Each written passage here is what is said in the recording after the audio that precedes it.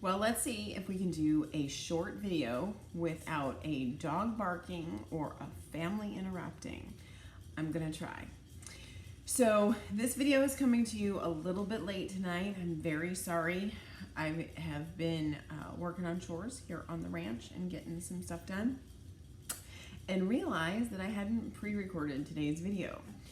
So today, very quickly, I want to explain to you what the immune system actually is. 80% of your immune system is located inside your intestines. For every one human cell in your entire body, there are 10 bacteria cells that reside within your intestines. Those bacteria are what we refer to as your gut microbiome. Your gut microbiome is responsible for your life. Without it, you would die. Your gut microbiome is how your body responds to invading cells like bad bacteria, viruses, and parasites. Those good bacteria make up the majority of your immune system. You have other microbiomes as well. You have a microbiome surrounding your brain.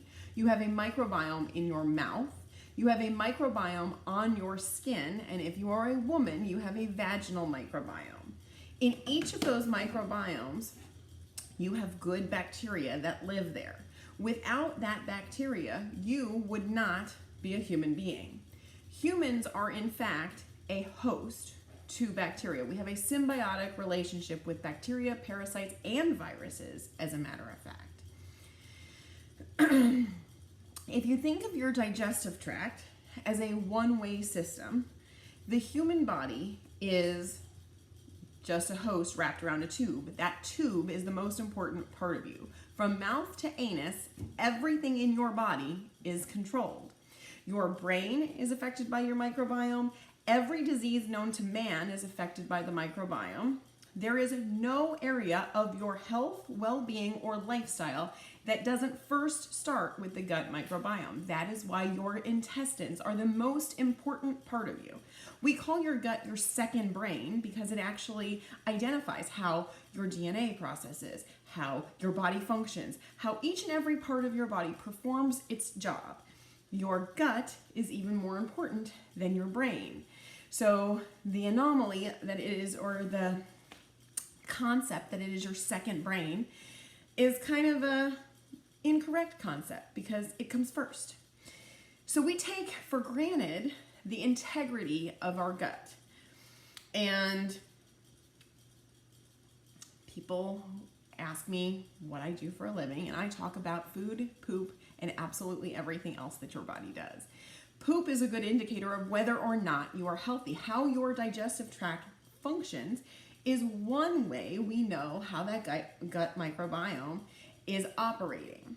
Now, in addition to the microbiome and the bacteria that live there, the permeability of the gut, or the inability for things to transfer, so go back to that tube, two openings, a mouth and an anus. Nothing should get out except in those two places. However, when you have permeability, or what we call leaky gut, that's what leads to low immunity.